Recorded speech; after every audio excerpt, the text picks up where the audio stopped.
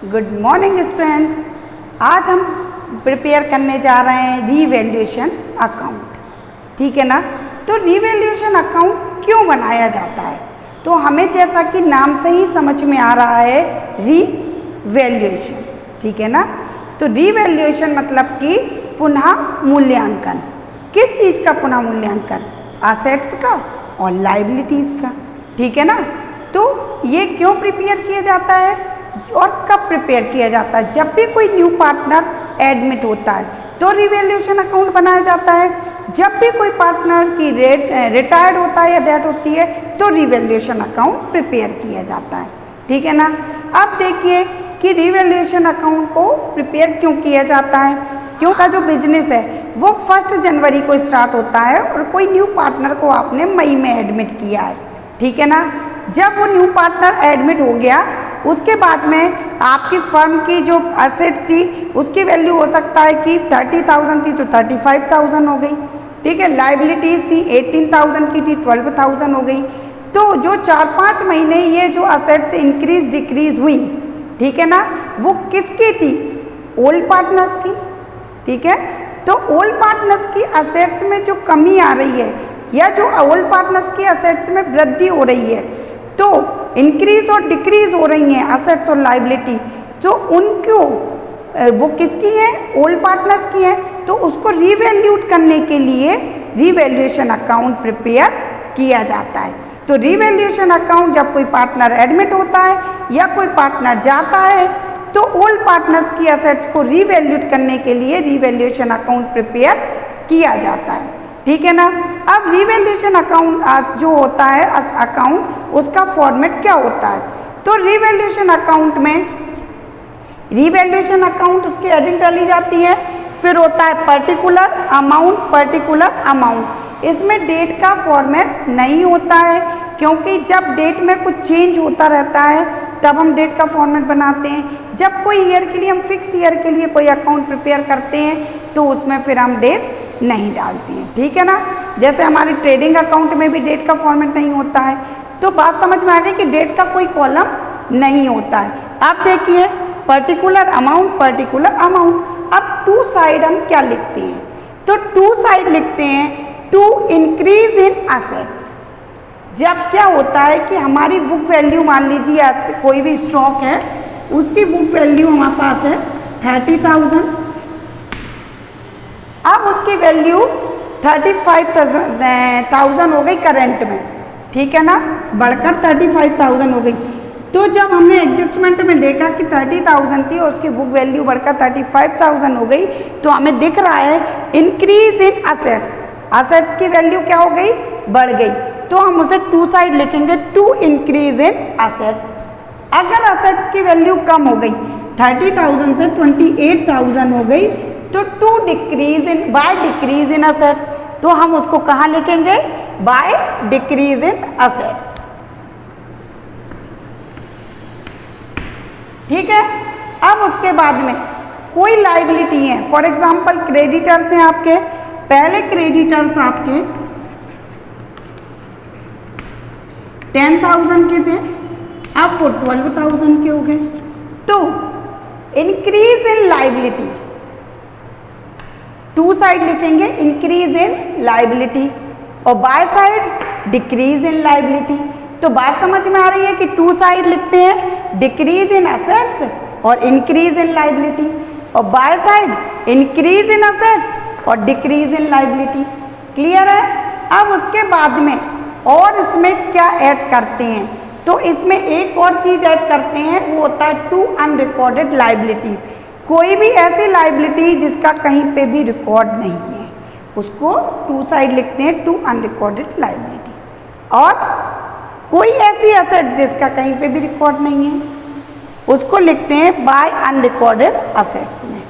यहाँ का टोटल लगाया आपने क्रेडिट साइड का, डेबिट साइड को माइनस किया तो profit transfer to partners capital account, loss transfer to partners capital account अगर इस साइड निकला तो क्लियर है, फॉर्मेट समझ में आ गया। रीवैल्यूएशन अकाउंट जिसमें कोई न्यू पार्टनर एडमिट होता है या रिटायर्ड होता है, डेथ होती है, तो उसके आने और जाने पर एक अकाउंट प्रिपेयर किया जाता है जिसको हम रीवैल्यूएशन अकाउंट कहते हैं, जिसके टू साइड में लिखते हैं हम इंक्रीज इन असेट्स, असेट्स की वैल्यू टू साइड में लिखते हैं डिक्रीज इन असेट्स, असेट्स की वैल्यू कम होना, और इंक्रीज इन लाइबिलिटी, लाइबिलिटी की वैल्यू बढ़ना, और बाय साइड हम लिखते हैं डिक्रीज इन असेट्स और इंक्रीज इन लाइबिलिटी। ठीक है ना, बाय साइड हम क्या लिखते हैं इंक्रीज इन असेट्स और डिक्रीज इन लाइबिलिटी। क्लियर है? Unrecorded liability to side, unrecorded liability assets by side. तो ये हमारा फॉर्मेट है। अब हम शिवलाल की बुक से क्वेश्चन नंबर 32 करते हैं। देखिए, A.K. Karai Aslam of Shiorpur are partners sharing profit and loss ratio in the ratio of 3:2। कितना है? शिवरपुर के A.K. कराए असलम एक जो फर्म है उसमें 3:2 में पार्टनर्स हैं। ठीक है, देयर बैलेंस शीट दी हुई है, उनकी बैलेंस शीट दी हुई है, बैलेंस शीट में लाइबिलिटी एसेट्स वगैरह दी हुई है। उसके बाद उन्होंने कहा हुआ है they admit Shri Pichhode on the following terms 1 April 2000 admit. उन्होंने किसको एडमिट किया है? पिछोड़े को एडमिट किया है न्यू पार्टनर में। तो उन्होंने कहा है Pichhode gets 1/3 share of his profit, Pichhode को 1/3 शेयर उसके प्रॉफिट में से मिलेगा। उसके बाद श्री पिछोड़े को प्रॉफिट का 1/3 दिया जाएगा। और कहा है कि वो अपनी गुडविल 12,000 की और 9,600 की गुडविल लेकर आया है और 12,000 की कैपिटल को लेकर आया है। फिर कहा है building is to be valued for ₹30,000 and machinery 8,000। Building, अब आप बैलेंस शीट में देखिए कि बुक वैल्यू क्या थी बिल्डिंग की। तो हमने देखा कि बिल्डिंग थी 20,000 की, बिल्डिंग की बुक वैल्यू कितनी थी? 20,000 की। अभी बिल्डिंग की वैल्यू क्या हो गई? 30,000। तो बिल्डिंग की वैल्यू क्या हो रही है? इंक्रीज हो रही है। तो हमने बताया आपको इंक्रीज इन असेट्स। तो इंक्रीज टू साइड क्या लिखते हैं हम? डिक्रीज इन असेट्स और by side increase in assets. तो असेट्स की वैल्यू बढ़ गई कितने से? 10,000 से। तो बाय बिल्डिंग अकाउंट कितना? 10,000 से बढ़ी हुई वैल्यू को शो करती हैं। ठीक है कि भाई पहले कितनी थी? 20 थी, अब कितनी और हो गई? तो 10,000 ही तो बढ़ी है, तो 10,000 इसमें हमने शो कर दिया।